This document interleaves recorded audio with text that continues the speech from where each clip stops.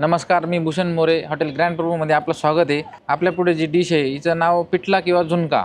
आपल्यासमोर जो आता आपण बघतोय हा झुणका आहे आणि याच्यासोबत तुम्हाला कच्चं तेल पण खायला मिळणार आहे. पहिले जाणून घेऊ की पिठलं आणि झुणका यामध्ये फरक काय आहे. पिठलंमध्ये दही मिक्स केलं जातं, म्हणजे दह्यामध्ये बेसन थोडंफार मिक्स करून असं पिठलं बनवलं जातं. ते चवीला खूप जास्त तिखट नसतं, मीडियम असतं ते एकदम. दही असते त्याच्यामुळे. झुणका हा कोरडा आयटम असतो, याच्यामध्ये दही वगैरे असला काही आयटम नसतो. याच्यामध्ये फक्त हिरवी मिरची, जर आपल्याला वाटले तर थोडेफार मसाले आणि बेसन, हे सगळं बनवलं जातं. झुणका हा कोरडा असतो आणि खाण्यासाठी थोडासा मसालेदार असतो, म्हणजे थोडासा स्पायसी असतो.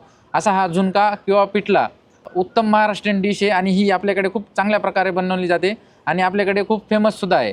खूप जास्त लोकांची मागणी आहे या पिठल्याला. तुम्ही पण एकदा नक्की या आणि पिठल्याची टेस्ट करा. पिठलं असो किंवा झुणका असो, आपण तसं सांगा, दोन्ही प्रॉपर पद्धतीने बनवले जातील. धन्यवाद.